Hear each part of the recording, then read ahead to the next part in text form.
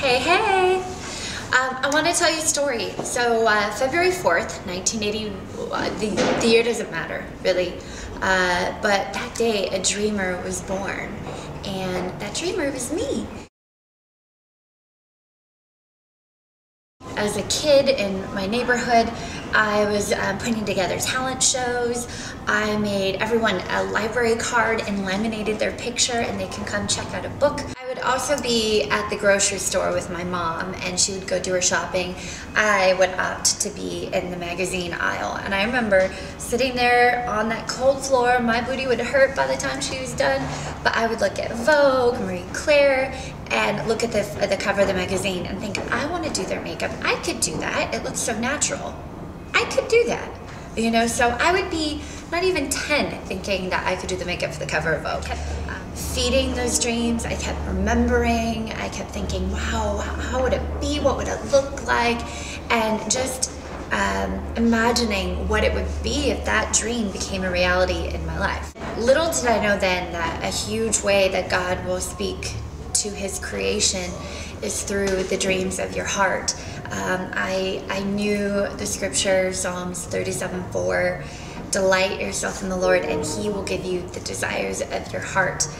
I didn't know fully what that meant, and I will tell you another bit of a story later on, but I recognize that my dreams were God-given, and who am I not to live the life of my dreams? I should do it, right? If these are my heart. I felt like it was a treasure map, if you will. Like, follow each clue and you gain each treasure, and it'll get you to your purpose. It'll lead you to your calling. And my goal is to encourage women, to encourage everyone. But women, you are my heart.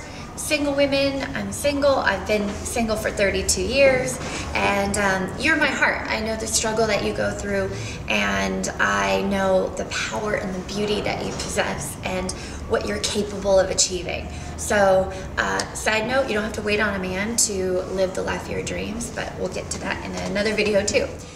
Dreamers are rare. People, visionaries that have the courage to talk about their dreams, they're rare, but it's vital that you surround yourself and create an atmosphere of dreamers. In college, I had a professor give me a homework assignment, and he told us to write down 50 wonderful things that you'd like to do in your life.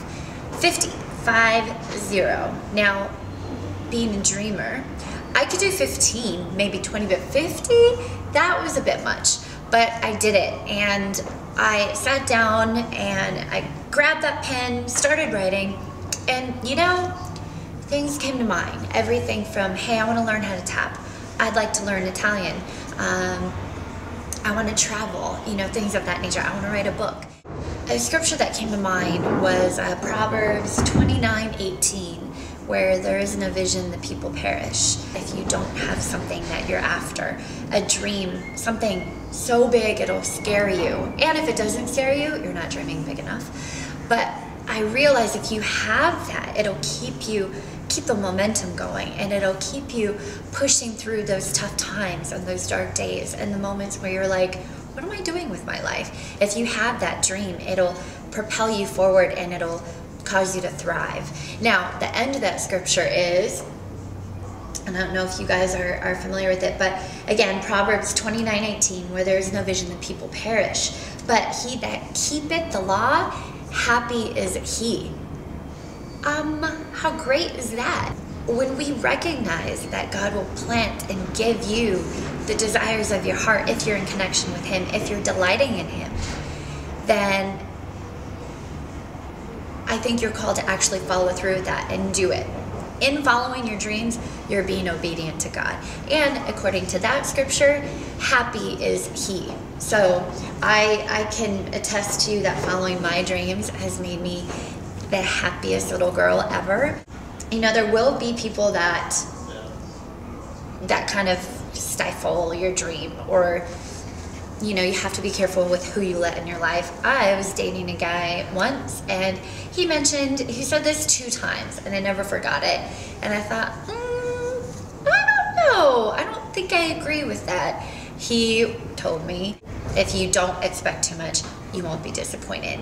And in my head, I thought, no, I'm expecting to live an abundant life, to travel the world, to inspire people, for God to use me, to be happy, to be joyful. That's what I was expecting. And disappointment will happen along the way, but you have to keep pushing through. And my dream, my God-given dream, helped me to do that. So I appreciate you watching, and my encouragement to you, I would love for you to know that, gosh, it's okay to dream, and who are you not to live the life of your dreams? Remember that when we are weak, God is strong. I dare you to outdream your last dream. I dare you to write down 50 dreams that you have that you want to do for your life. A book I just read by a new friend of mine, Lynette Lewis, she talked about the power of a dream, and she says that dreams are the energy of happiness. They help us stay focused beyond today's grind and envision possibilities that yet await. Yeah. So, happiness, we've all heard, is a choice. Dreaming is a choice. The choice is yours. I dare you to choose to live the life of your dreams, and I promise you it'll lead you to happiness, and it'll lead you to your calling.